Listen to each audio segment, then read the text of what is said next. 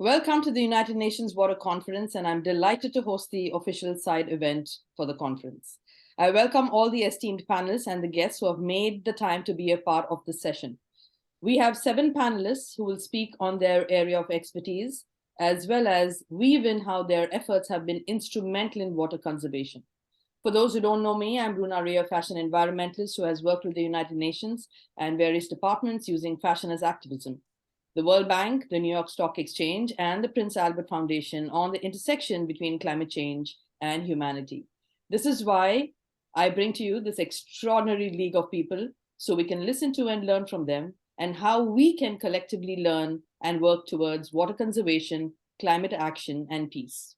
Yes, peace. You know why? Because there cannot be environmental justice without social justice. And if we continue to be going on the way we're going to have water wars that are going to erupt really soon. So this discussion is going to be around 10 to 12 minutes per panelist, and I will open the floor for discussion towards the end. I will also be updating each speaker's bio in the chat. So without further ado, let me introduce to you our first panelist, Rachael Zoe Miller. Rachael is an expedition scientist, an inventor, National Geographic explorer, Explorers Club fellow working to protect the oceans. She's also the founder of Rozalia Project for a Clean Ocean, a non-profit working on the problem of marine debris, the co-inventor and CEO of the Cora Ball and coraclip. So Rachael and myself go back a long way to the United Nations Ocean Decade, where we have discussed numerous ways of this one problem that haunts fashion designers, and that is microplastics. So Rachael, welcome aboard. Thank you. I would love for you to answer my most common question, and that is, what exactly is microplastic pollution? Awesome. First of all, thank you for having me. It's so great to be here with this amazing group of people and yourself, Runa. I always enjoy our conversations. And this is such an important conversation. So I appreciate starting with the foundation of the part that we work on to protect our ocean and planet. We work on marine debris on the whole, in particular, some of the big stuff like derelict fishing gear and consumer debris. But like you said, the part of the problem that intersects with fashion the most is also one of the most ubiquitous problems of trash in our oceans. And it's also in individual pieces the smallest. So when we talk about microplastic, there is a range sort of with all things. You could say just in broad definition that it is simply any piece of plastic or synthetic material that is under 5 millimeters. And 5 millimeters for estimate is about half the width of your pinky nail. So some of it is actually kind of big. It can be a fragment, so a little chunk of something that broke off of something bigger. Like think about plastic fragments from like a crushed bottle cap. It could also be a little tearaway piece of film from plastic film, or it could be a fiber. And that could be broken off of longer fibers, whether that's something that's already in the ocean or our rivers like fishing gear, or coming from our own garments and textiles. And just also there is one more type of microplastic. All of what I just described is a secondary microplastic. Primary microplastics also exist. And that is when we're looking at something that was made that small, as opposed to broken off of something bigger. And so primary microplastics also intersect with the fashion world in different ways. In the big picture, they are things like resin pellets, which is pre-consumer, it's industrial. It's how plastic things, the raw material of plastic things. So these little pellets, they look like beads, they just don't have holes in them. And then glitter is an interesting primary microplastic. Most glitter is made of a synthetic plastic material, as are very small primary microplastics that appear in a lot of cosmetics that are sort of fall on the shimmery side of things. I completely agree with you. And I love this discussion of microplastics. I mean, and I also remember the conversation that we had at the United Oceans Decade. And you said this specifically, that microplastics pollution was only realized very recently, right, by the scientists. I found that quite amazing, because right now we're talking about it all over the place. But this discovery was pretty recent.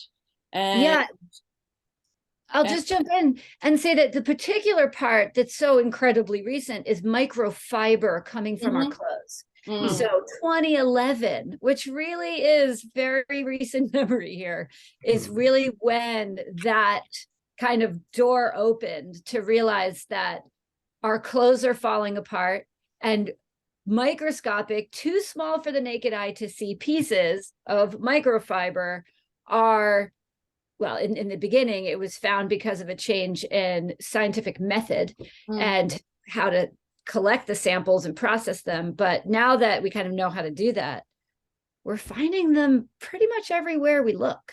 So what do you think we could do as consumers to help mitigate this microfiber pollution when it comes to fashion and the environment? What would be your advice? I appreciate that so much, because you kind of hear about these problems and the immediate thing is to think, I want to be part of the solution.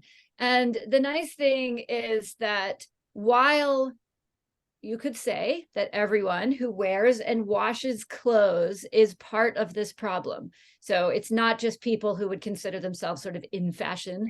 It's really everyone who is really all of us. The good news is that everyone who wears and washes clothes can also be part of the solutions. And when I say wash, I mean launders, wash and dries and wears. So here's what people can do. You know, I was thinking about it in advance of this conversation, and I think the best way to break it down is in three parts.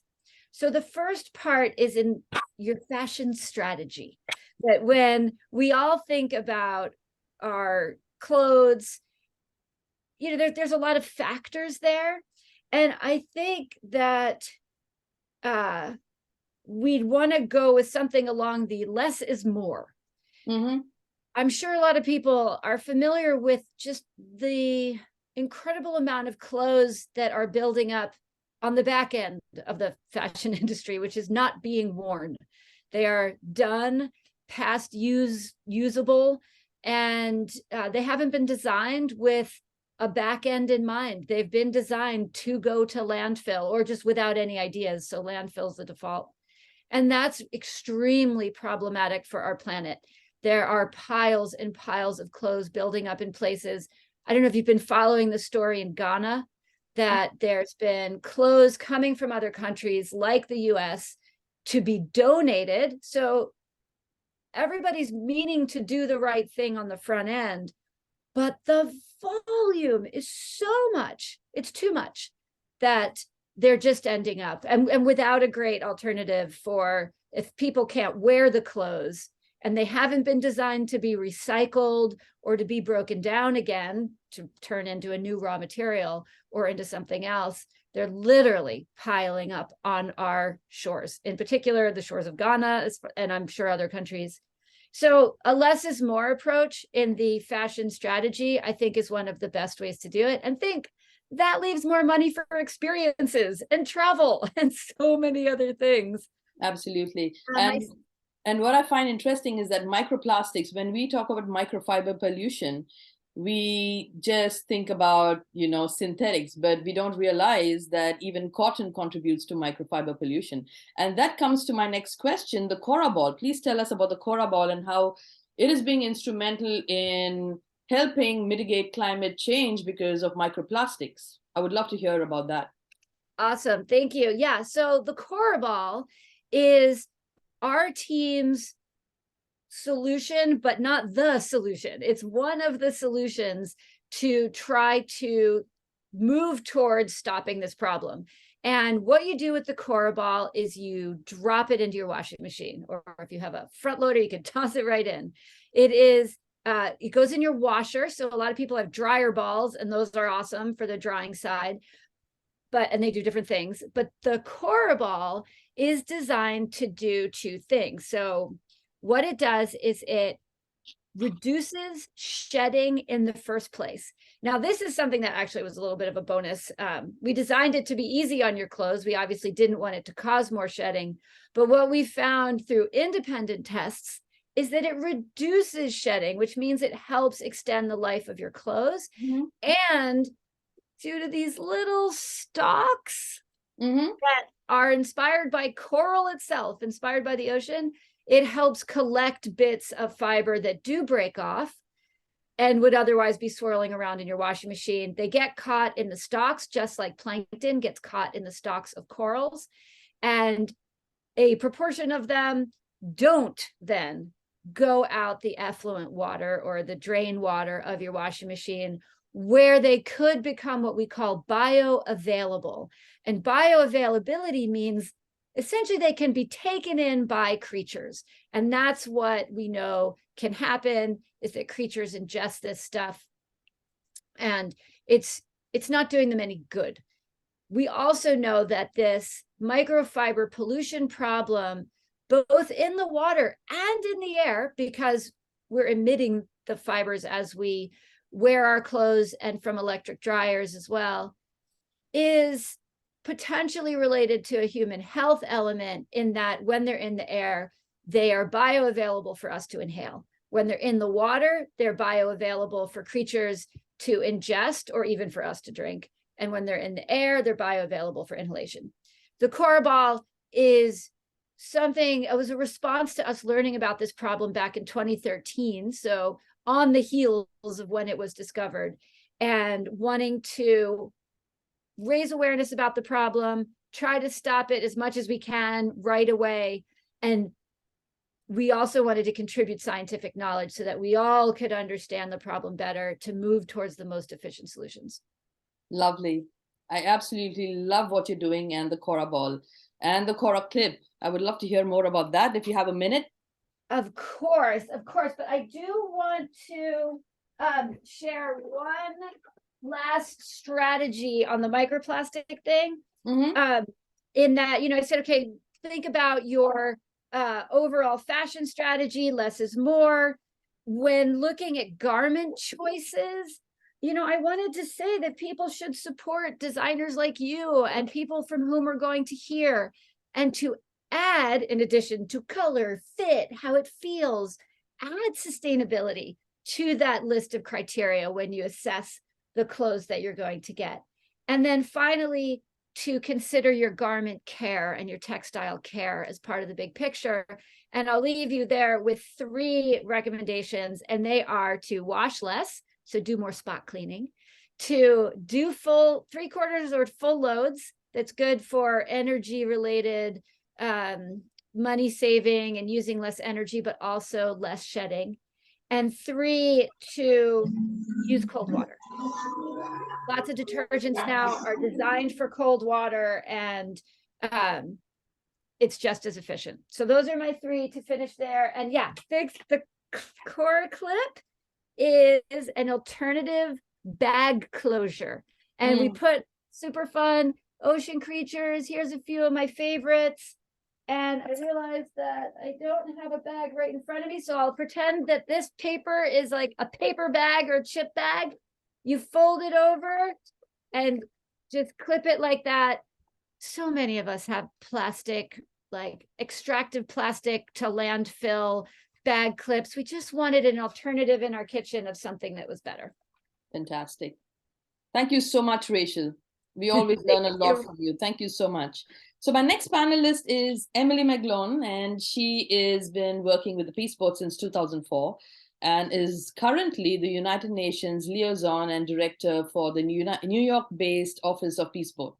It's a nonprofit organization working to promote peace, sustainable development, respect for the environment through educational programs organized on board the Peace Boat, a chartered passenger ship that travels the world on peace voyages. Emily, you're a superwoman. You're everywhere. Thank you for joining us.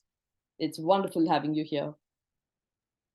Thank you, Runa. It's such a pleasure to be here with all of you during this upcoming United Nations Water Conference. We're so excited to share with all of our fashion partners as we work towards completing all of the SDGs by 2030. So again, I'm working as a director of the international organization Peace Boat US, and I have a slides I can share a little bit. Maybe Rena, if you want to make me co-host, I can go ahead and share those. Yeah. We have an organization that was started in 1983, actually from Japan, with university students seeking to make the world a better place. And over the years, we've grown to have this incredible passenger ship, which is the Peace Boat. And now we are traveling on our maiden voyage of this new ship, which is called the Pacific World. And it will be sailing for the first time this year from April. So really excited to share this with you all. And I thought a few images might help, as this is quite new for us as well. So Absolutely. here you can see, oh great. Our organization was started around 40 years ago, as I mentioned, in 1983. And we've taken around 1,000 passengers on board the ship on every global voyage. And now we have our new ship, the Pacific World, which reaches up to 2,000 people. So for us, this is even doubling the impact that we have around the world. Peace Boat is also part of the Ocean Decade in the US. We're a nonprofit organization working towards the Ocean Decade through all of our programs with education for sustainable development. And recently, I was just in Panama. We were working with indigenous communities and working with youth. And during the Panama Our Ocean Conference, we decided to launch also a new scholarship for young people. So that's something I'm going to be sharing with you all today. We were inspired by so much action that's being taken by young leaders around the world. And we thought we can help encourage that action even further by using our ship as a venue.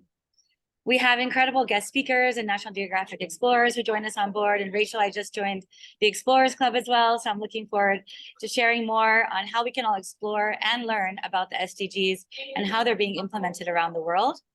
And Peace Boat sails with the logo of the SDGs actually on the hull of the ship. So we're sailing as an official campaigner for the SDG Action Campaign. And everywhere we go around the world, visiting around 100 countries every year, in different ports of call, we're raising awareness for sustainable development. You can see here the red line is a Northern Hemisphere route, and then you see the southern green line here is down to South Africa, South America, and we're visiting different hemispheres throughout the world, visiting around 20 countries on each global voyage. And during these voyages, we really try to promote socially and environmentally responsible tourism, so really working with our local partners. We really strongly believe in climate and social justice, so making sure that all the voices are represented, whether it's youth or indigenous communities in this global community that we visit. And of course, we are working with coastal communities in all the ports that we visit. So we are doing lots of activities around beach cleanups. And also what Rachel mentioned about the microplastics is such a major issue, especially in so many of the developing areas that we visit on board. And sustainable fashion. This is also a major passion of mine personally. I'm ambassador for the Global Fashion Exchange, working on recycling and making sure that we reuse our items and that they get put to their real life cycle, which is important, right? It's that some of these things are made to last, but they don't get used long enough. And some of them are not made to last, but not used properly. So if we keep them in the cycle between our partners and friends and communities, we can really help give them an extra life. So one of the partners that I wanted to mention is the Blinded by Color project. And this is a really great project working in creating kaftans with local dyes in many countries, but specifically also in India, and making sure that all the dyes, one important fact is that they're all eco-friendly and able to be soluble in water, because water is a major issue, which is so important to talk about at this United Nations Water Conference and how that's used in textiles and fashion. Another important issue that we focus on is the indigenous communities' nature-based solutions. So making sure that we include those in all of our programming. And one of our guest speakers on board is Nobel Peace Laureate Rigoberta Menchú from Guatemala. And everywhere that we visit on the ship, we have guest speakers coming on board from different countries, and we're giving workshops and lectures on board. You can see Christiana Figueres here, who was very instrumental in the Paris Agreement. And we try to have these experts exchanging with the young people on board and really giving them the knowledge and the encouragement that they need to learn more about how they can protect the oceans and really take positive action for the climate. We're quite positive in our outcomes and in our speaking. We really believe that in order to tackle these incredibly difficult challenges of climate and ocean degradation, that we really need to work together and build those networks and strengthen those partnerships. So with that, we started our Ocean and Climate Youth Ambassador Program. So these are young people from small island developing states around the world who are coming on board to share their knowledge.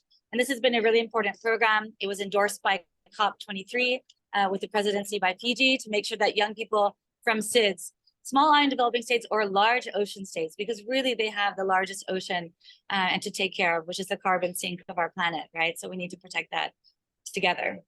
One other thing is that Peace Boat holds a special consultative status with the United Nations Economic and Social Council. So we have an office in the United Nations Plaza, and we always welcome young people in particular who would like to gain experience at the UN to come and volunteer with us. We run an internship program, and we encourage young people to also participate in all of the high-level conferences around the SDGs. Peace Boat really does work towards bringing the voice of civil society into the UN and vice versa taking the campaigns from the United Nations and helping reach others around the world by sailing with the flags of the SDGs on board. We know that it's time to act now, which is why it's really great to have everybody here participating during this side event, knowing that it's time to take action. And I think this United Nations Water Conference is going to be a great moment to bring together all the different communities around water, ocean, and climate change. When our boat docks in Japan and also in New York City and other large kind of fashion popular cities, I could say, we often do large events on board like this fashion show. So this was in New York City. This is our floating festival for sustainability. We invited sustainable, eco-friendly fashion designers to come on board and share their latest designs. So we invite all of you the next time the Peace Boat docks in New York for Climate Week in September. We'll be in Manhattan on September 28th. And we hope that we can use Climate Week as another opportunity to highlight the connection between SDGs and sustainable fashion. And this year, we had an event at the Hard Rock Hotel. So we plan to also host another event this year for Climate Week at Hard Rock. This is one of the partners who also has one of their pillars to protect the planet. So trying to bring the voice of civil society and government, along with all of the partners at the United Nations, to the public by these large-scale events, and also trying to make things that are engaging and fun with the public. So this year also, we're embarking on our maiden voyage of Peace Boat, as I mentioned, but it means it's also the maiden voyage of the United Nations Ocean Decade. Many of us did not have a chance to sail on the open seas since 2020 because of the pandemic, but now it's really time to ramp up our educational programs and get going and catch up from these past few years. So we've launched a Youth for the SDGs Scholarship, which I mentioned earlier. This is for young people ages 18 to 30. We invite young fashion designers, creators, artists, young people who are interested in the SDGs in general to join any of our upcoming voyages. We have voyages already planned till 2024. So we're traveling, as I mentioned, 3 months around the world, and that's 3 times per year on board the Peace Boat. Our next voyage is numbered by how many times we travel. So it's 114th voyage. And we'll be going, visiting 20 countries, but we'll be doing 2 programs. You can see my cursor. We'll be doing one in Latin America and one in the Arctic region. These will be 2 specific programs focused on the United Nations Ocean Decade and programming. So if any of you would like to join us, you're very much invited. Just from joining the side event, we will send you a follow-up with an invitation. And we'll be going from Panama through the Panama Canal to Guatemala and Mexico. This will be June 20th to July 4th. And these are the programs that we do when we're in Panama. We visit indigenous communities, making sure, as I mentioned, that we include that knowledge. We work with the Imbera and the Kuna indigenous communities in Panama. And this is another part where I think fashion and sustainability and artisan work coming together for the SDGs is a way of empowering communities. So we work with the women specifically on these fair trade projects where they're creating textiles with local materials in traditional designs. And then we can also encourage our participants to purchase from the women directly so that it's fair trade and goes right back to the women's groups in the community. I've actually personally been working on this project for 17 years. And so I've seen the growth in the community locally, but also the sustainable development within the women's group, which has been really inspiring to see that leadership from the Kuna and the Imbera indigenous leaders. And these Mola designs also, not only does it represent, their empowerment as women in their fair trade projects, but it also tells a story and history through the Mola. Each color and each design of the textiles actually has their historical background and really important myths and just a real cosmovision of the indigenous community. So I think that's also something that's really important to preserve. So we love to support these kind of programs. And in Guatemala, which will be our next stop on this Latin American voyage coming up this summer, we'll be doing mangrove reforestation programs, so making sure that we protect biodiversity. This is also with the Mayan indigenous community. And then we'll be arriving in Mexico, where we often paint murals and use art and culture as a way to raise awareness for the SDGs, especially focused on the UN Ocean Decade and ocean literacy through art. So we're really excited to have this program taking place again this year. We encourage any young people who would like to join us to come on board. And not only young leaders, but also experts in the field, because Peace Boat is now working towards our biggest goal, which is really Peace Boat's eco-ship. This is our ship that runs on solar and wind power, and we're planning to have this sail by the end of the Ocean Decade. We're very much in the design phase and starting to really work on partners like Dr. Sylvia Earle or Fabian Cousteau to build these incredible research and marine labs on board, following the laws of biomimicry, nature's pattern, and thinking about how we can live in harmony with nature and the ocean. So please join us. And not only do we have the scholarship, but we also have volunteer positions on board. So I myself started out as a Spanish teacher. I joined Peace Boat, and you can join as a volunteer English teacher or Spanish teacher. And even in New York City, this coming week, we have a few events where you're invited to join all of us.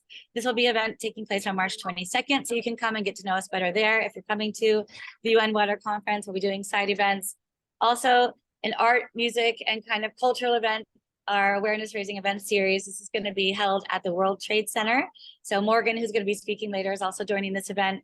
And we just really encourage everyone to take action, to get involved and be part of the programs and make that nexus. The water, fashion, sustainability, and education nexus is so important. And I think that we can help lead the future towards the SDGs. So thank you so much, Runa, for having us. And I look forward to the rest of the speakers. Thank you so much, Emily. I mean, you've answered all my questions before I even asked them. Thank you so much. And I look forward to being a part of the EcoShip. So I would like to introduce my next speaker, but Emily, could you make me the host again? Okay, thank you. Yes, thank you so much. And yes, I look forward to all of you joining us on board anytime. Thank you. So my next speaker is Roshan Ray, an enigmatic young entrepreneur. He's an engineer who was educated at the Dayanand Sagar College of Engineering and is an alumni of the Bishop Cotton Boys School in Bangalore. He's grown to be known as the seedling man of India, and his sustainable initiatives have led to a lot of curiosity and wide coverage. So basically, what I would like to say is that I really absolutely love what you're doing, Roshan, with seed paper, and the fact that it is recycled paper, that you make it regenerative. And being the only industrialist on this panel, I mean, you use cotton shreds to make your paper, and water is used extensively for this process, right, for paper making. So I would like to understand from the industry perspective, when it comes to recycling, what are your recycling standards when it comes to water? Thanks, Aduna. Thanks, everyone, for having me today. My name is Roshan. I'm the founder of Seed Paper India. This is something which I started in 2014. During that time, nobody knew what was seed paper, and I'm still actually educating people what is seed paper.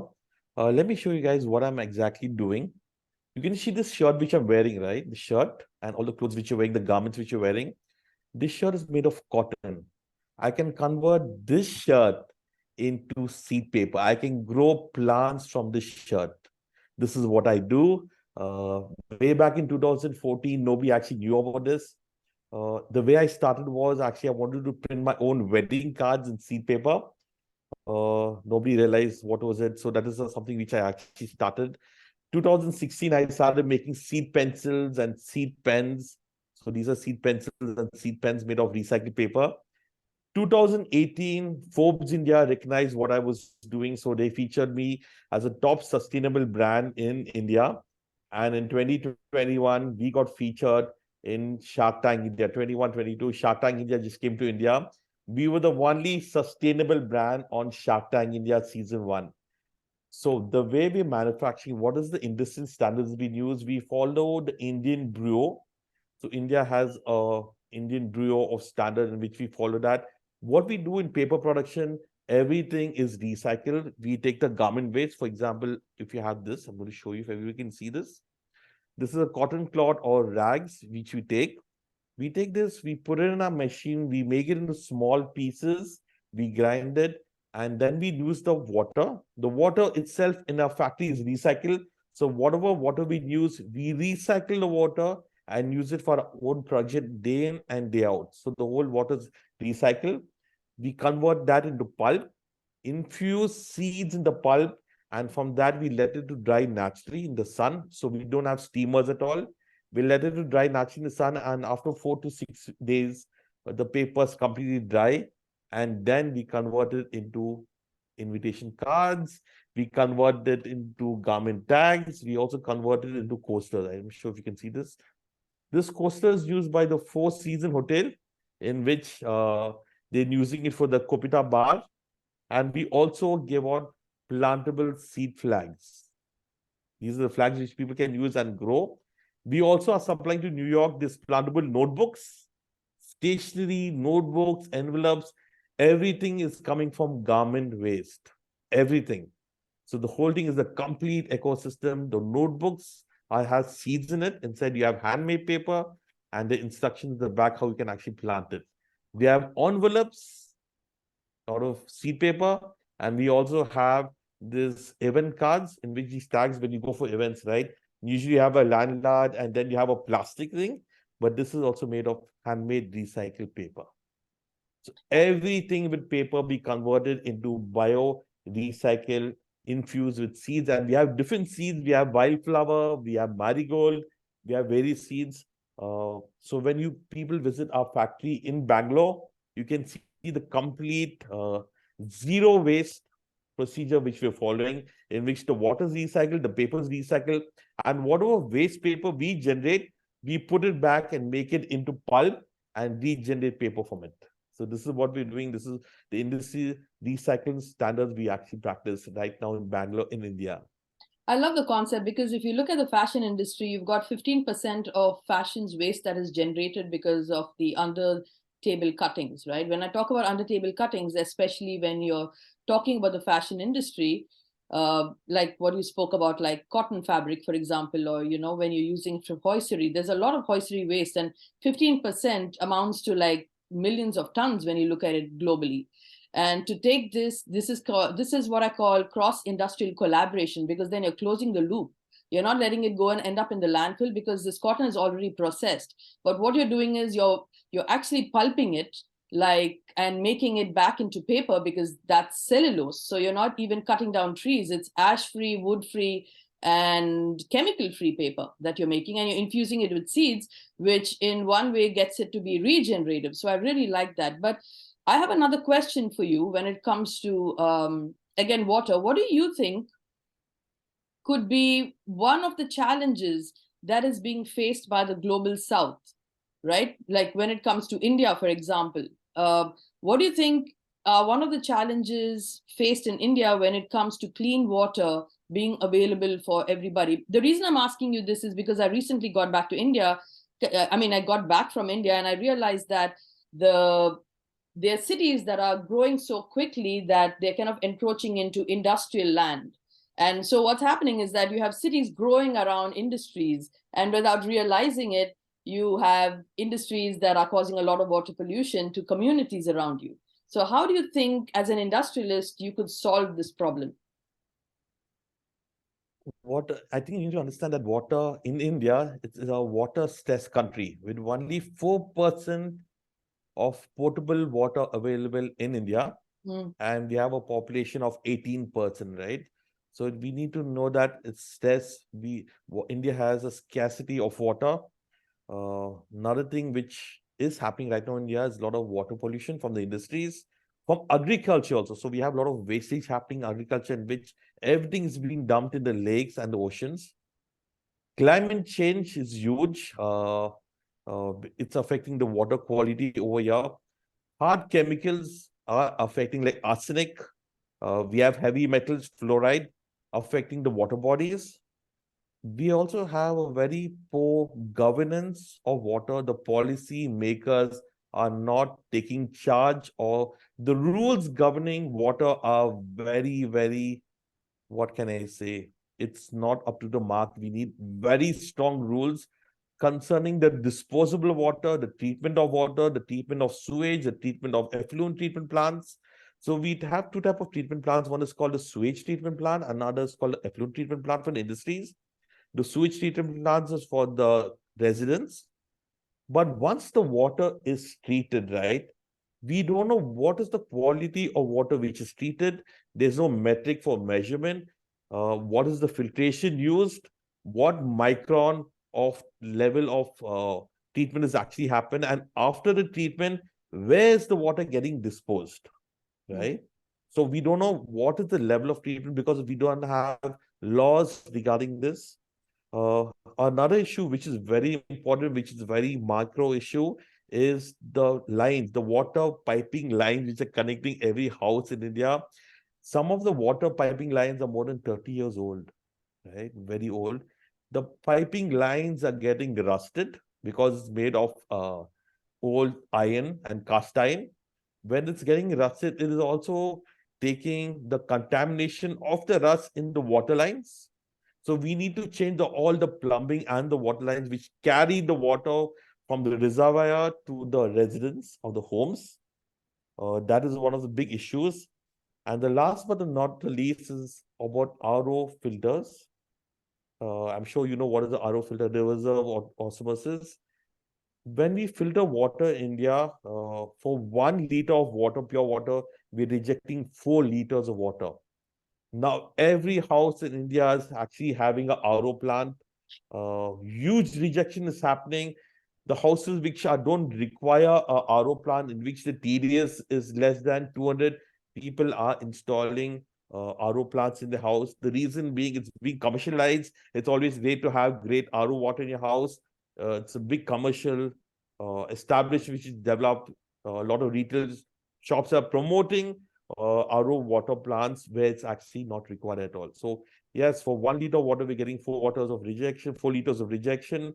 That is a very small percentage, but it's growing because a lot of people are using RO waters in their house. So this is one of the challenges, a lot of challenges which India is facing, and we hope we can be a small change, 0.02% of the people who can actually change. And not only change the mindset of people, right? It's very important that you need to change the mindset of the people before you can change anything else. Absolutely. And I think you're already making a great change and great strides in your way.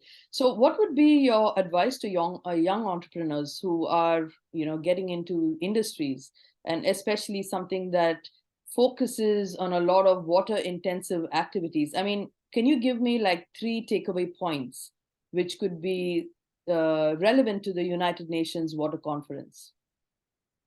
I think for entrepreneurs to come in this line is a huge challenge. Not only a huge challenge, it's a huge opportunity. The reason why I told that I came on Shark Tank is because when you come to, when you want investors to invest in your company, nobody wants to invest in sustainable business. It's the truth. Nobody wants to invest because they believe that it's a very slow business. There's no profit in it because everybody wants profit nowadays in any business. People want to see in 6 months or 1 year how fast you can grow. But a sustainable business is a slow business, but you're actually making a partnership with the environment, right? So entrepreneurs have a huge opportunity.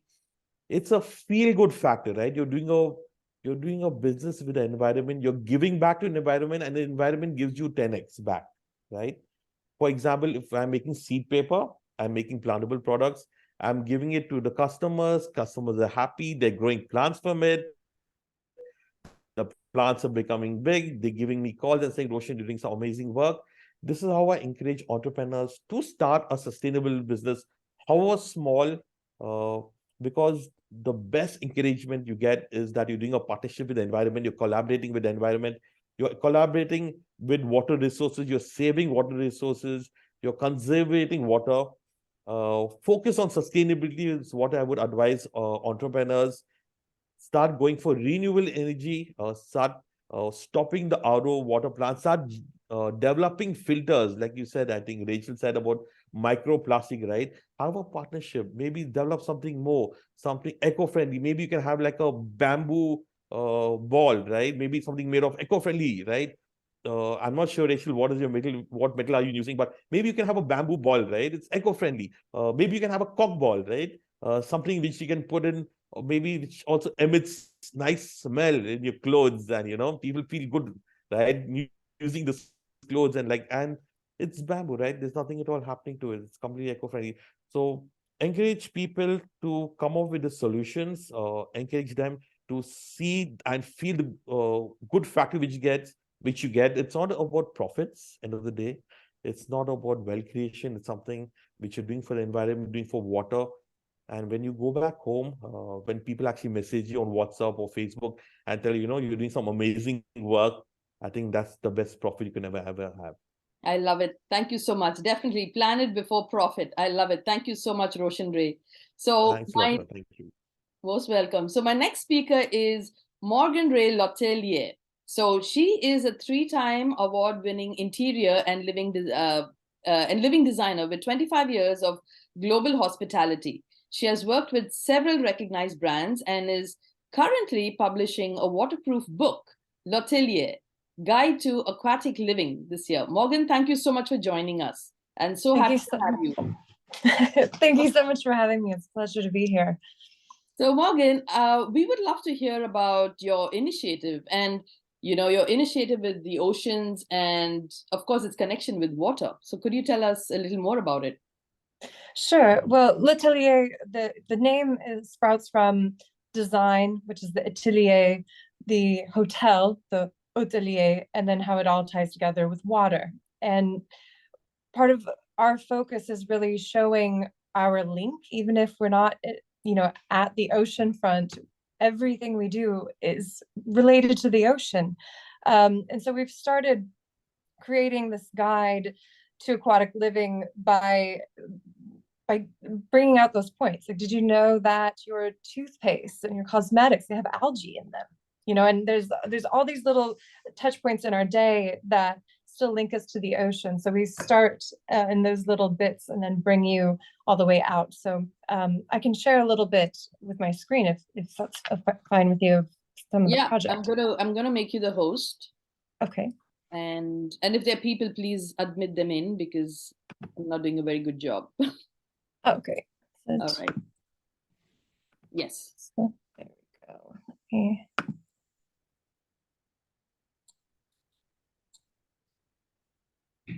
Okay, here we go. So everybody's invited to be a part of this world we're creating. And like I said, L'Atelier talks about design, hospitality, and the water. And we specialize in living environments, both above and below seawater, extending ocean-friendly hospitality to deeper depths. So we really like to go to the extreme case of bringing people as if you can, living on the water, but then in ways that they can stay and then learn and take it into their home. My background, I've worked with hotels around the world, from a floating sky pool in Dubai to Bermuda, doing hospitality projects related to the ocean there. And recently, the Radical Innovation Award winner of 2021 for a floating hotel that grew coral underneath. So you could stay on the water, and then part of the activities would be to go down and swim and dive down and see your coral garden growing while being in touch with it. So we're bringing that to life. Myself, I kind of work with a lot of different hotels offering consultations, critiques, analysis, lectures, and workshops, doing events such like these, with the focus on aquatic living. And then we also have a multidisciplinary design studio that focuses on regenerative space and the marine environment. So we're all about solutions, being very clever, but also storytelling and evoking depth in that. And our actions is about let's stay longer on the planet, let's stay longer in the hotel spaces, and even connect more with those different cultures when we do travel, because there's so much power in that. And one of the things that we're doing is launching Casa Pina, which is a bespoke collection of self-sufficient hotel suites located on the water. So you can go and stay and live in a completely different way. All the things that we've learned from land kind of go out the window when you're living on the ocean. And so this project is really to show all these amazing solutions that are out there, because there are, but tying them together in one hotel suite. And the concept is all about the host and the guest and the roles and responsibilities. When you're on the sea as a host, you're an extension of that. And, you still have the role of being hospitable, providing bathing, food, drink, gifts, and escort to the next destination, but also maintaining a harmonious way of living. The guests, their role is to be courteous to their host and the marine environment. I mean, one of the things that we've seen over the years, being quite nomadic myself, is just the impact that the guests have, and not realizing, we've got a lot of kind of fluff around these hotel groups that say they're doing good, but there's so much, we need to do far more than what we're currently doing. But anyway, the guest has the role of being respectful, learning the natural ecological way of where they are, and helping preserve it for future guests. It's really, really key is thinking about leaving it better for those that are yet to come. But we do fun projects such as expose. So during the UN Ocean Conference in Lisbon last year, we kind of took people aboard a boat across the water from the conference and showed them the different solutions that are out there. And we got strangers to get into bed with each other and test out different textiles that were made out of seaweed, and things that could actually biodegrade in their hotel at contract level. Some of them actually, there's pillows with seaweed inside them. And so it was a really fun project to show what's around there, and then actually looking at different amenities from bamboo toothbrushes to actual facial sprays that were made from sea fennel, and taking it a step further than what's being offered in the hotels. Oops, other way. And our location is always where the sky kisses the ski.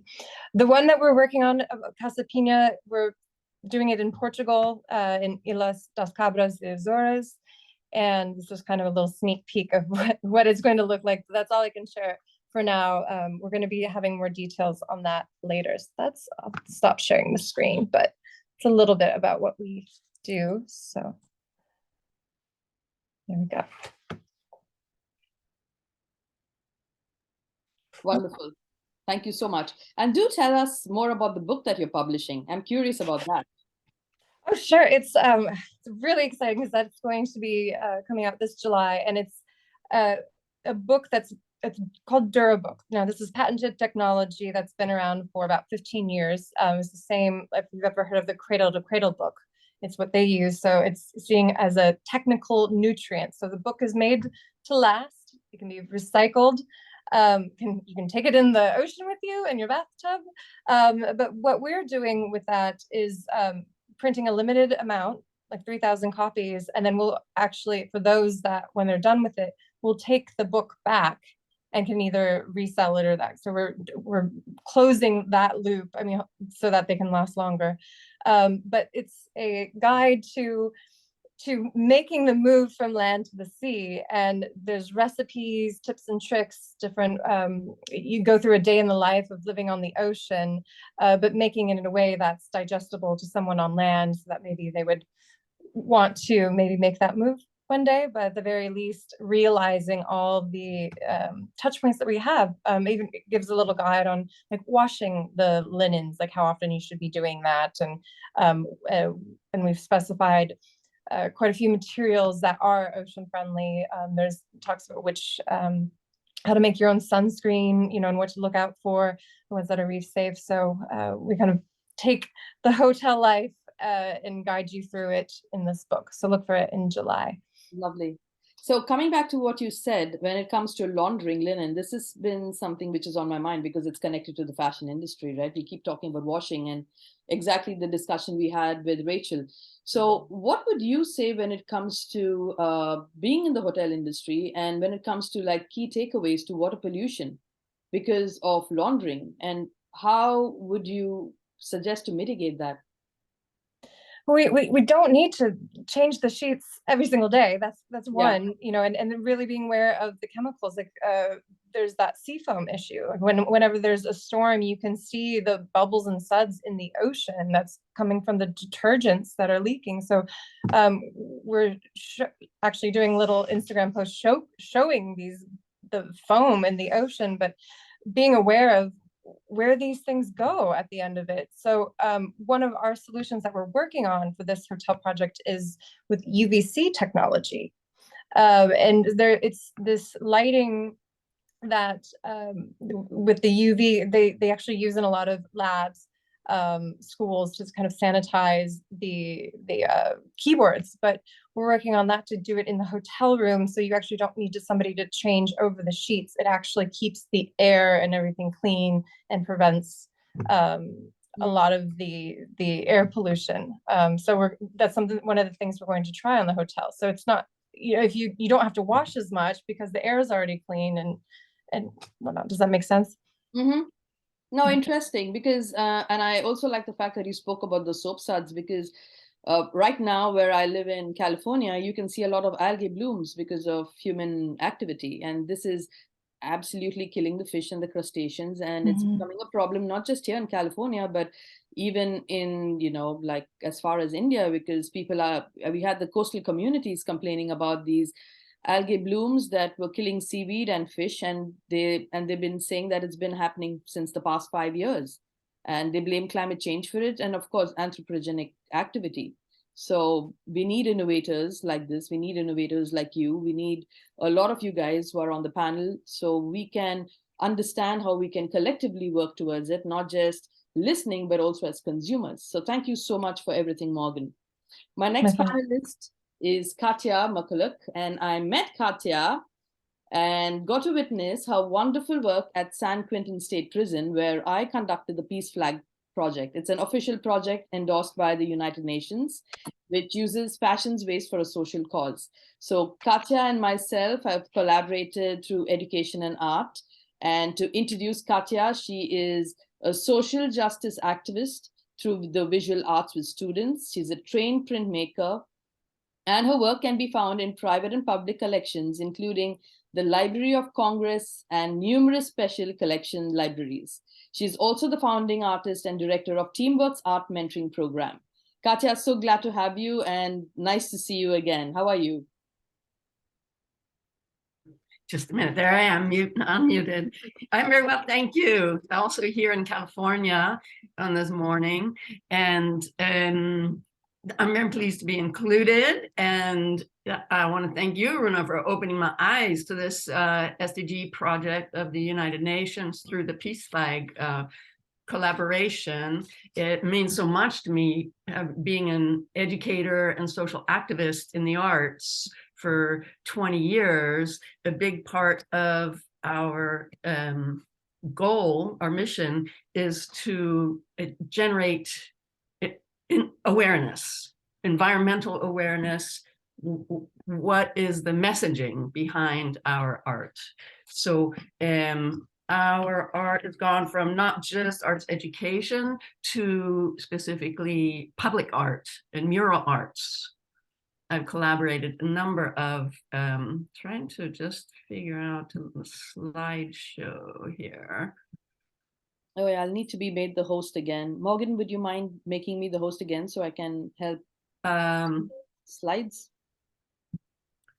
You just go on click on my photograph on the top, you'd see these 3 dots button. And then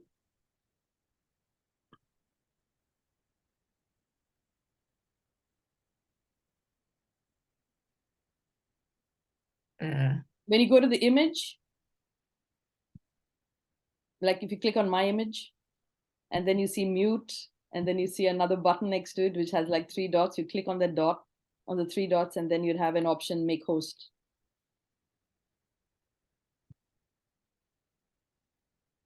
Let's see, share screen.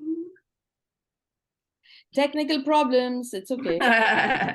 Yeah, anyway, all that to be said, that through the Teamworks, I'll get to San Quentin in just a moment, but through the Teamworks program, we're working on the individual level as well as the public level, and being a community citizen, and what is the messaging behind our art. So we've done a variety of, in the high schools, we have classes in the community setting that are multi-generational, largely recent immigrants that are new to this country, and not only that, are living in the neighborhood that is closest to the water of the San Francisco Bay. So they are also the population who's most dramatically experiencing water level rise with the flooding. It's the densest housing in this county. and they're experiencing flooding. So this is a big part of the content of the art we produce. What's happening in our environment? We're going from such extremes of drought and wildfires to the very next season, flooding and mudslides and infrastructure collapse. So we have the brackish bay water coming up into and flooding the sewage system. And this community, who is largely does not have a voice, and in their own words, feel a sense of invisibility within the mainstream affluent population of the county, have a voice. They're able to, they experience the environment around them. They're able to have a voice through poster project. We did a silkscreen poster project around the peace flag. We have a garden that we have hosted, adopted a garden where we're creating not only growing food that the community can have access to, but also creating, for example, stepping stones through the garden that are made out of industry cast-offs, such as chunks of cement from the construction industry, chunks of tiles from the consumer and even production here through Heath Ceramics. Also, so it's a chance of making art with recycled materials, thus reducing the waste of buying art supplies. Art supplies are a massive, massive environmental impact. Producing paints, the mining of the materials that make the paints, the fiber of the paper industry that we're using to make artwork. So on a very basic level, we're local, we're in the community, and action-based. So the one thing about the art is you're able to visualize a solution to something that maybe in the news cycle you don't know so much about. But as we study these issues, such as the SDGs, in this past year, we spent a lot of time using them as a focal point for our art projects. Then you raise the awareness individually, you collaborate and create a vision that is bigger than just the one idea. It's a collective of all of our ideas to make a larger piece of art, such as a mural.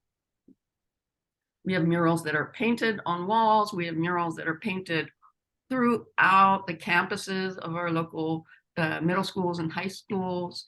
We have, right now, one of our artists is working on, more closely on fashion industry waste, creating fiber murals on the middle school through recycled fabrics on the theme of local trees, and largely working outside because we have high work tables, working outside in the garden.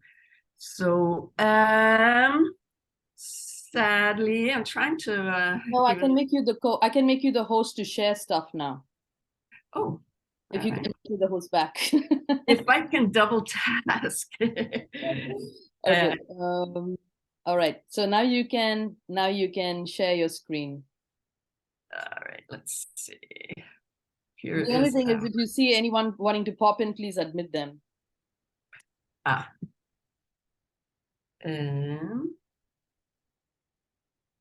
might be above my outside the realm of my experience. I'm not seeing that I'm a host or sharing. Oh yeah, you're the host. You know what? I'm gonna have to that's okay. concede to ignorance. Well, that's fine. Technical inability. Yeah, I'm very low key.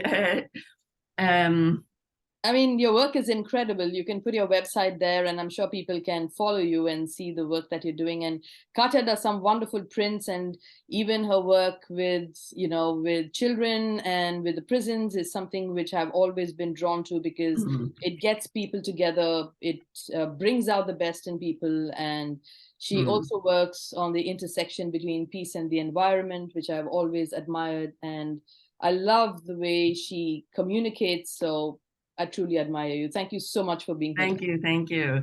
And to touch on the ways that we can take actions that are meaningful, for example, glitter came up earlier as a microplastic, and glitter is now banned from my art projects, sad to say, but we've found interesting, innovative ways to get around that. We splatter, you can splatter with some bright paint and get the glitter effect.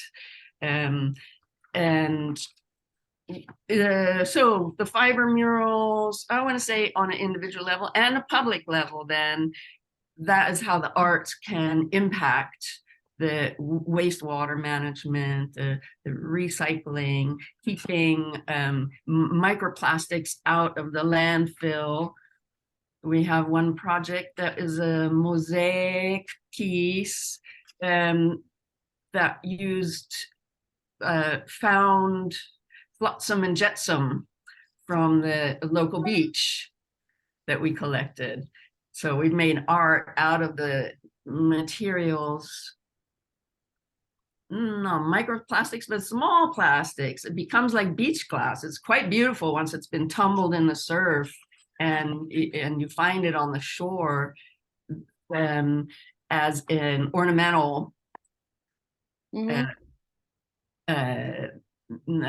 tessella for mosaics and sculptures. So I'm very proud to include that. And then not least of which to say, through the Peace Flag, we were able to raise throughout middle schools and high schools in the county, to raise the awareness and open the dialogue and ask the young people about their solutions, because there's a lot of stress among our teens, looking at this future that we have left. And it's important to, through the arts, to stay positive around finding solutions, to listen to young people's ideas, because they're fresh. They're not ideas that I'm going to have, coming from my generation.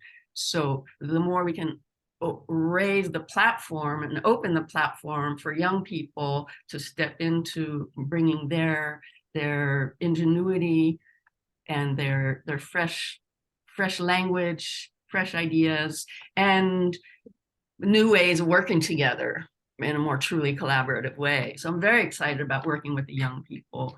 And I just want to anecdotally share then from San Quentin, because this is where Runa and I have met and spent time, that again is a population that is largely invisible and warehoused away from our American public. And yet you come in and they're individuals. They're individuals who care about the environment, who inform themselves. So they've gone, for instance, at San Quentin, simultaneously, everybody flushing the toilet at one time was a form of protest, because it jams the system and creates huge problems. And now they've stopped doing that, just based on the knowledge that how harmfully impactful it is to waste the water. So that is something that surprised me. 20 years I've been teaching at San Quentin, it really continues to surprise me how well informed the men are, how much they care, and take personal action to mitigate what they observe and learn through the environment and wastewater. Our Peace Flag project at San Quentin was created on cast-offs of the CDCR inmate uniforms, let's call them. Mhm. The blue, maybe it was denim in the old days. Now it's obviously a plastic synthetic that's very thin, but it did make quite a beautiful surface to paint on and print on for creating a peace flag segment for Runa's project. So I just want to thank you. And now I'm going to type in here my website, my email, and my phone number.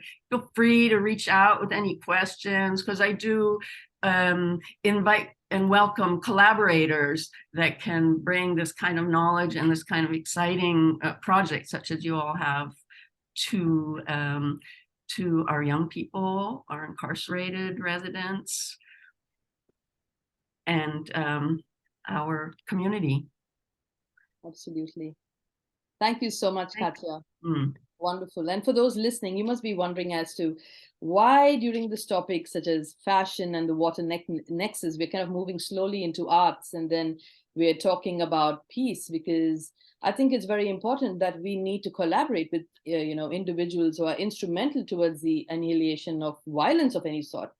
For one simple reason, because it's only if we live in peace, then we can only work towards creating the world that we're talking about, and create collectively towards the benefit of humanity and life in general, with no social constructs, barriers, or selfish leaders trying to hinder any progress that we make. So I would like to introduce my next panelist, is Christian. Christian is the policy and advocacy coordinator of the Nuclear Age Peace Foundation and the project coordinator for Reverse the Trend. He has been an activist in the field of nuclear disarmament since 2010 and is currently working as an advisor to the mission of Kiribati to the UN. So Christian, welcome. And I have a couple of questions for you. I'm going to start off with, right now, the most pertinent question. How does nuclear war affect water and other resources? We're talking about the war that's happening right now, and we know what's happening in Ukraine. So we would love to listen to your expert voice. No, thank you so much, Runa. Can you also make me host, please? Of course. Oh, great. I'm going to share screen.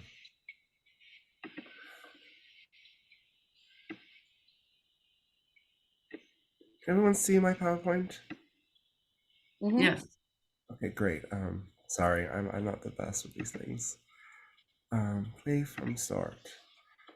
So as Runa mentioned, I've been a nuclear disarmament activist since 2010, and I thought that I would first start talking about my involvement with Kiribati and what's been going on in terms of nuclear war and nuclear testing. I think that's really important, if that's okay, Runa. So my focus a lot is on the Pacific.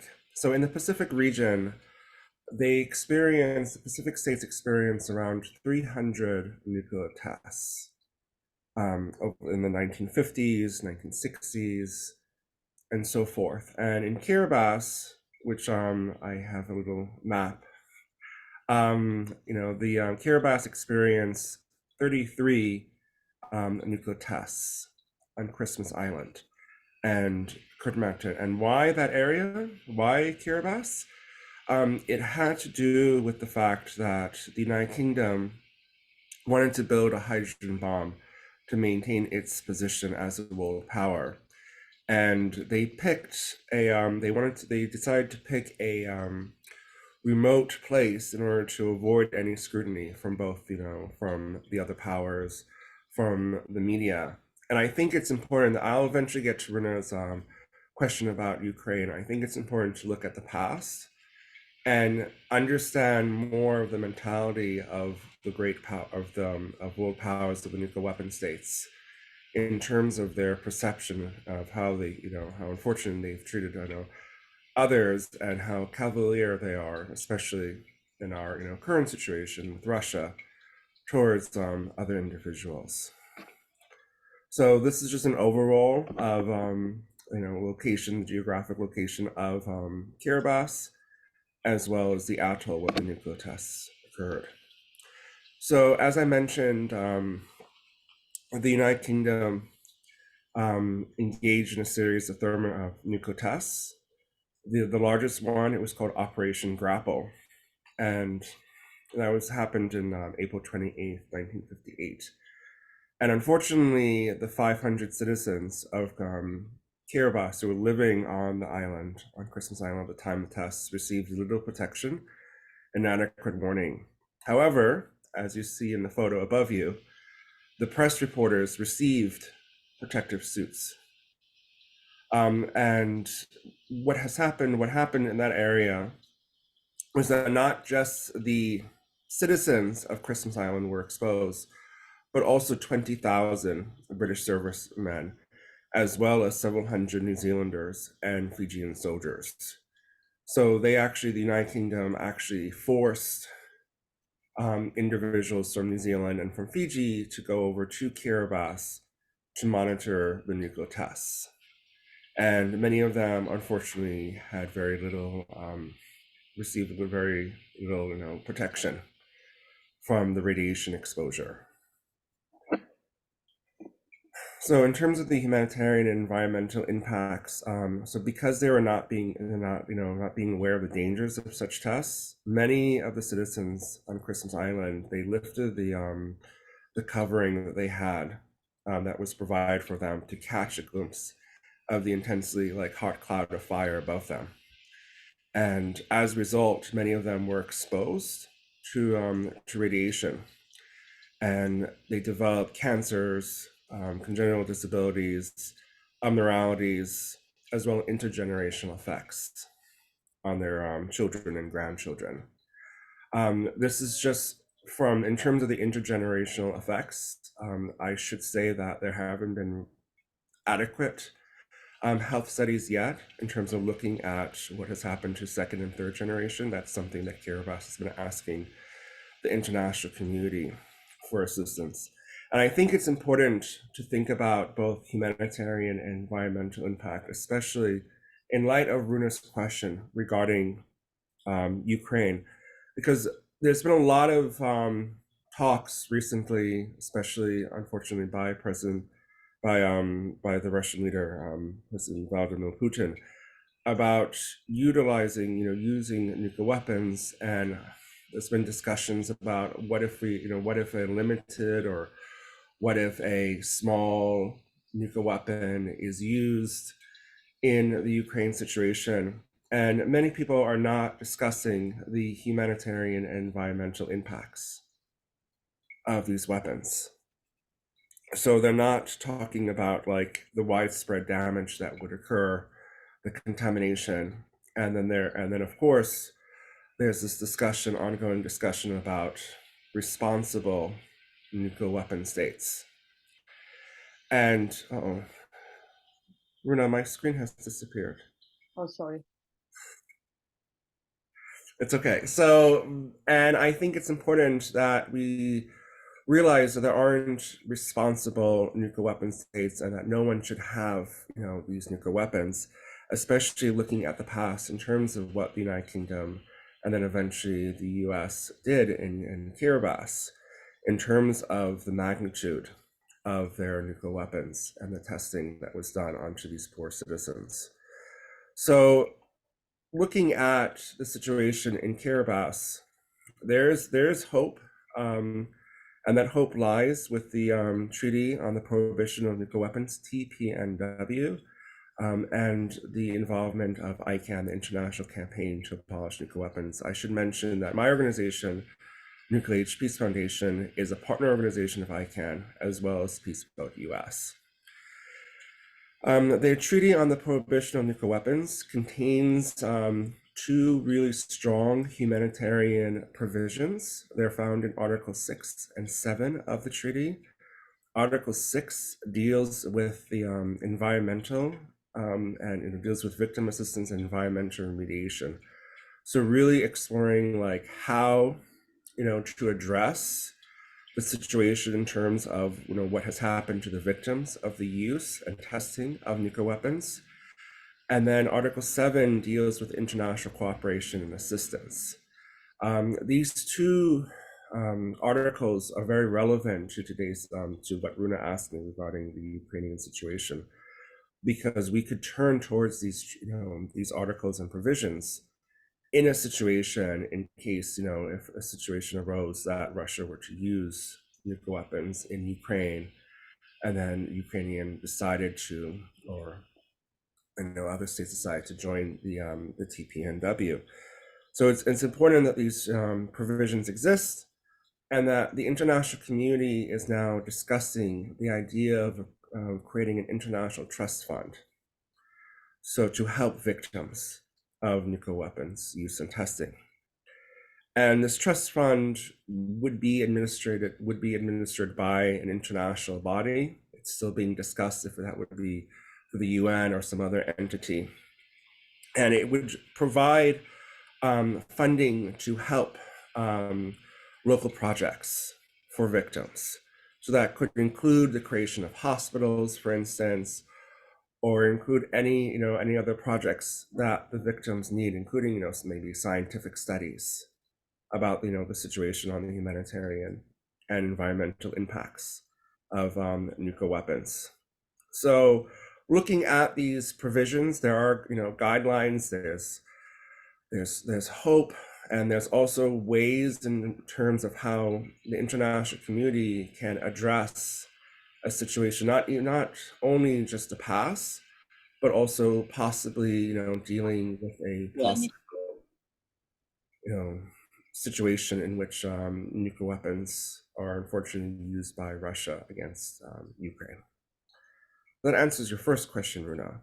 Yes, it does. And thank you. And talking about reaching a wider audience, you spoke about the TPNW and, the RTT and the Nuclear Age Peace Foundation. But I would also like to ask you, when it comes to water, food, and national security because of nuclear war, how do you plan to actually reach the wider audience? Because right now we are a group and we're listening to what you're saying, but there are not many people who actually realize the damages that could be caused. And, we're talking about environmental and social justice. And of course, fashion is a part of it. It gets to be a small part if if you're going to have war. So what are your takeaways?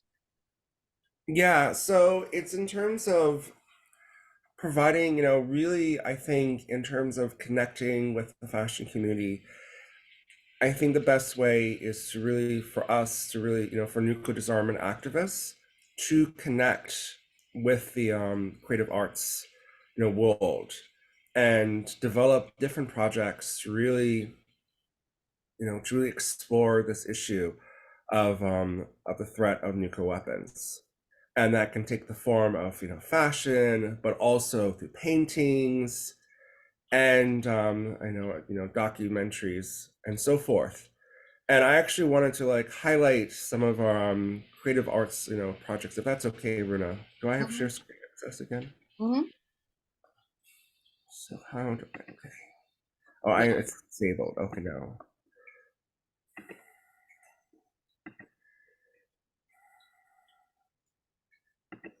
So just moving along, we have this really great, project that we've been doing with lovely Umayam, who's from the Bomb Shelter Policy Arts Collective. And she's been spearheading our documentary project called A Journey Home. The Journey Home is a community poem. It's based on a community poem by about 6 Marshallese living in Springdale, Arkansas. And it's all about the meanings of home, including their ideas of home being from Arkansas, from the earth, as well as the Marshall Islands. And we've entered that documentary. It's been shown at the Hawaii International Film Festival, the Asian American Philadelphia Film Festival, and it's about to be entered the New York Film Festival. And it's a short clip, but it's really powerful because it provides an opportunity for the creative arts organizations to really hear and listen from the survivors and their children in terms of the legacy of nuclear testing in the Pacific. We've also worked on a series of paintings with Marshallese youth, as you can see here. We actually hosted an exhibit in Times Square with a bulletin of the atomic scientists. It was called Amnesia Atomica. It was the overall, event, and we showcased a series of paintings. And all these paintings are linked to the U.S.'s nuclear testing in the Marshall Islands and the devastating impact that the nuclear tests had on both the citizens of the Marshall Islands and the Pacific community at large. So that happened in May of this year. And then in terms of just raising awareness, we work very closely with young people.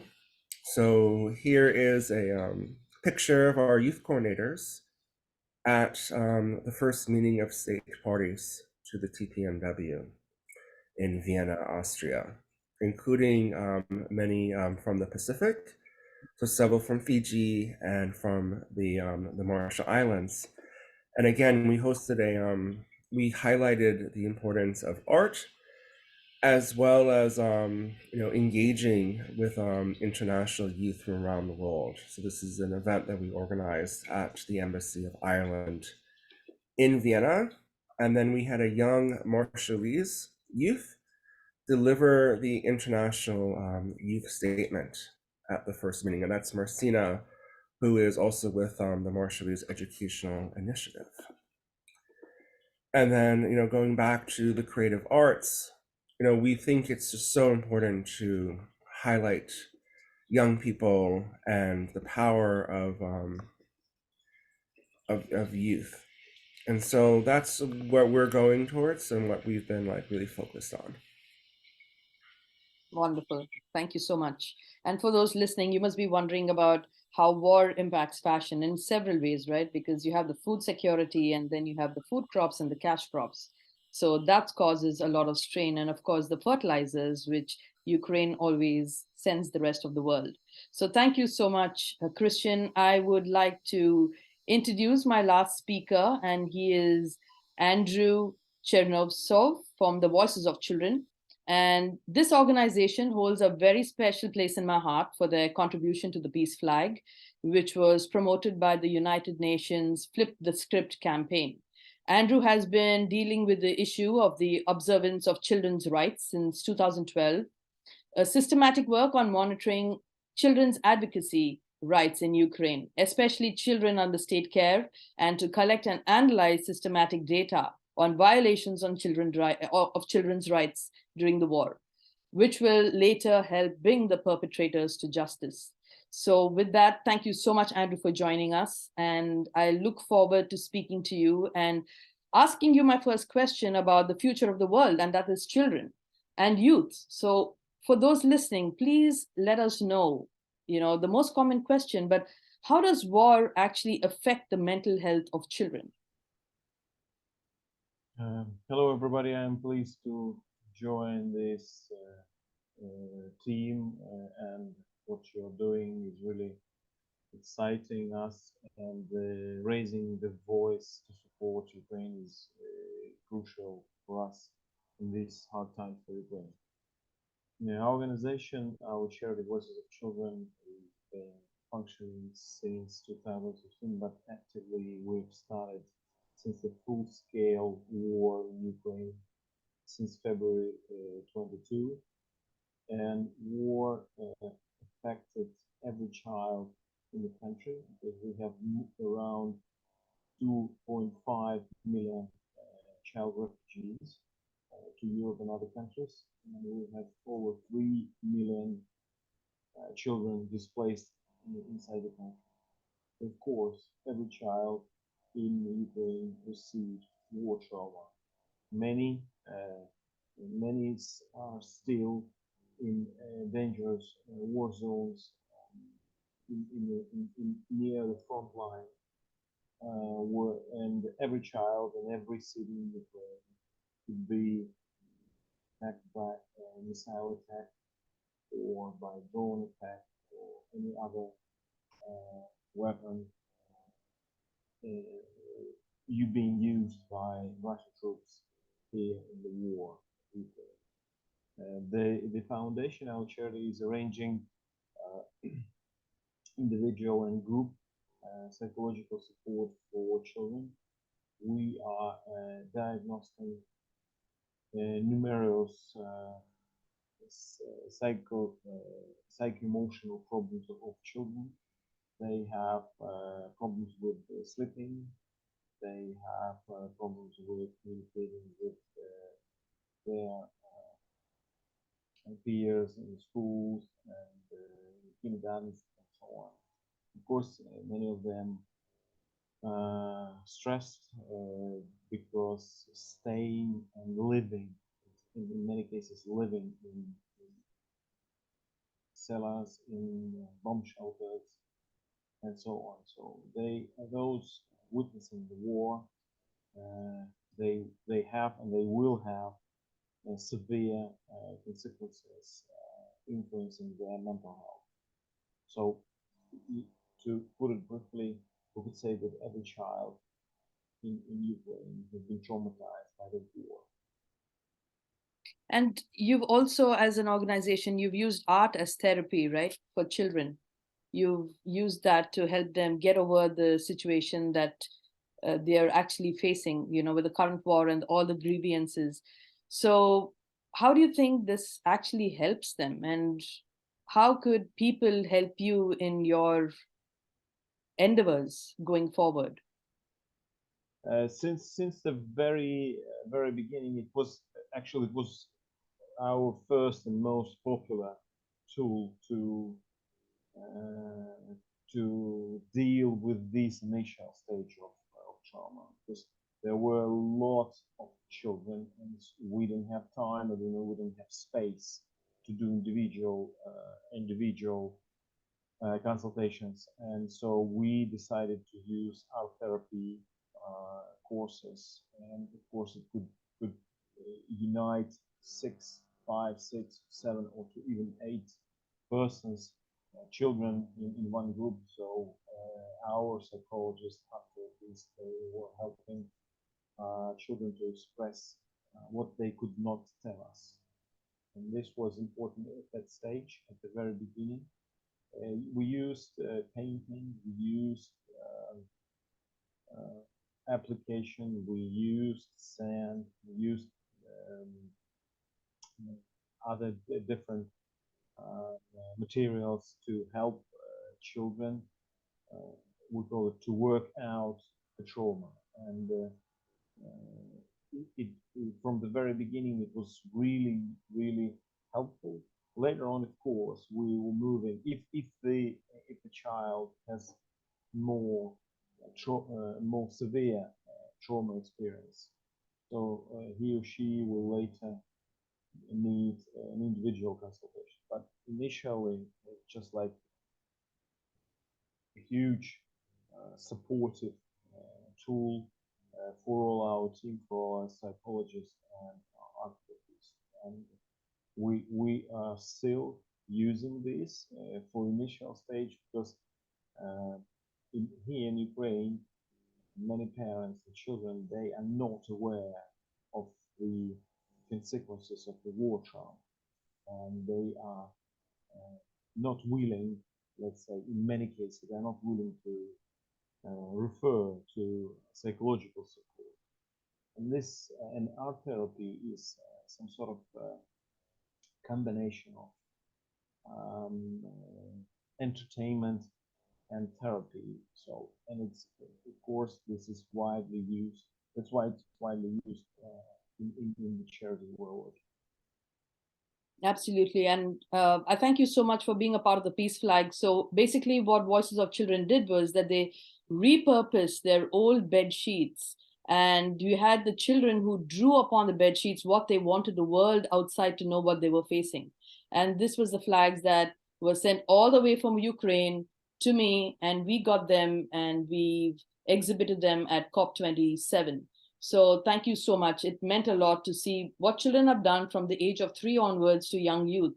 So it's something which will be really close to my heart, and I really hope the situation improves. Thank you so much for joining us. And now we come to the end of the session. I would like to open the floor. Everyone can unmute themselves. You have the panelists here to answer any questions you have.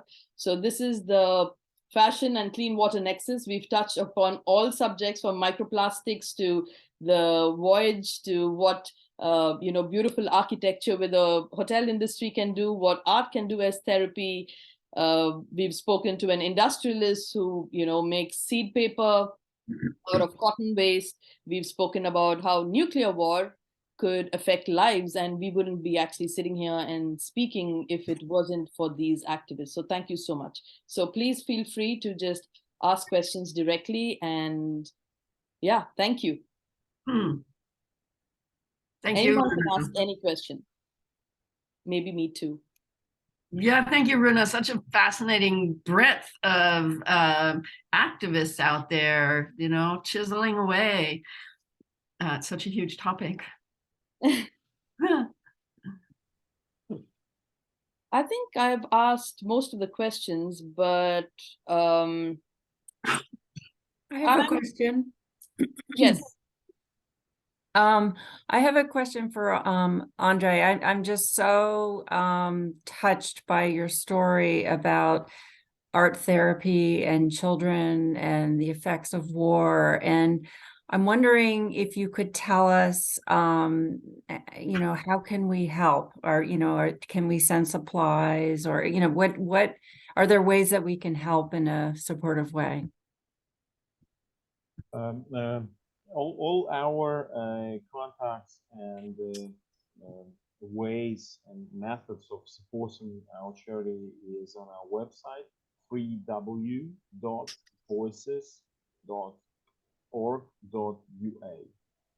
You can jump on the site and see all possible ways of doing. I'm also involved at the initial stage in supporting these art therapy groups, and we were receiving dozens of parcels from around the world, especially from the United States, Canada, and Europe. So people were sending directly all the paints and every pencils and everything which is needed for this. So it is we were really touched, because at this initial stage, many had no idea of the importance of these support from the very beginning, because many were concerned about how they will sleep, what they will eat, and so on. And many did not pay so much attention to the psychological and psycho-emotional condition of their children.